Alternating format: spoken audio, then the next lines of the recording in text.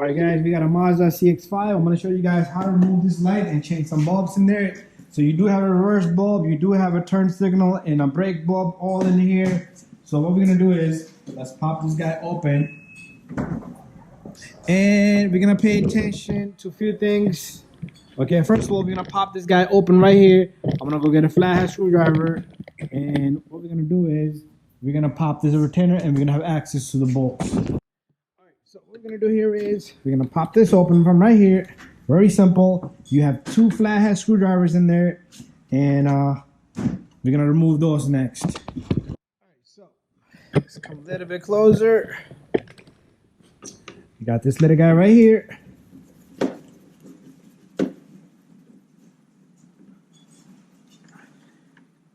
That's what this look like. And we got one more over here.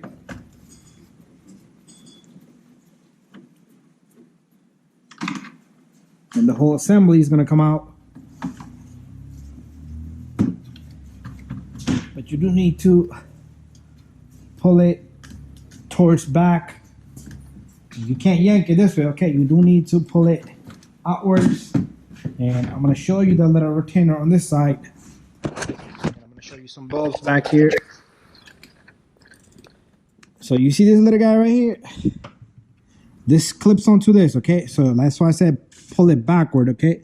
You have to pull it up back. You can't pull it outward. You'll break the whole assembly. So, give me a hand here. Oh. Give me a hand. All right, so we got a couple of bulbs over here. So we got one bulb over here, which is your reverse bulb. So it has two wires, single flare. That's what that means.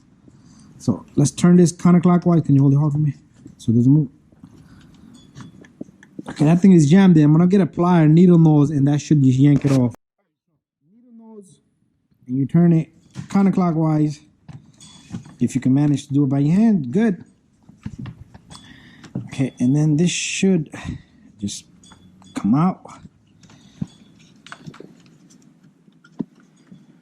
the hell? There you go. So it's a single flare bulb. All you do is pull this bulb out. It doesn't matter which. Oh, there goes the bulb.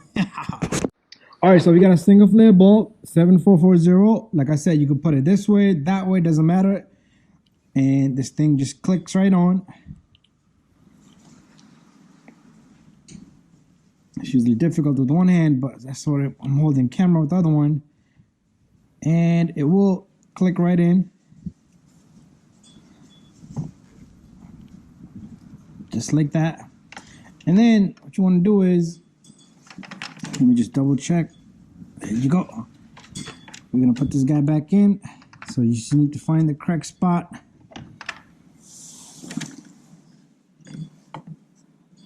Okay, this seal is supposed to be stuck to this, but the seal stayed behind.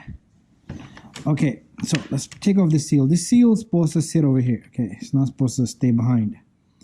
It's supposed to sit over here. Okay, make sure you put that seal in the proper spot or you'll get water in there. So it looks like a triangle in there, and this is like a triangle. So make sure you find the correct spot. And then you're gonna do the same thing. You're gonna turn the heck off it with a needle nose.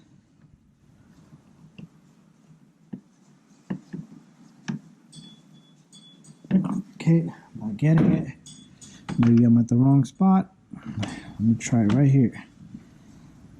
Okay, we need to get this thing over there. Let me switch spots. There you go. Okay, so you're gonna try to figure out where it goes at, and then you should be able to just click it. So this little tab has to be right here. Can't be beyond that. So if you got this thing over here, just flip it around.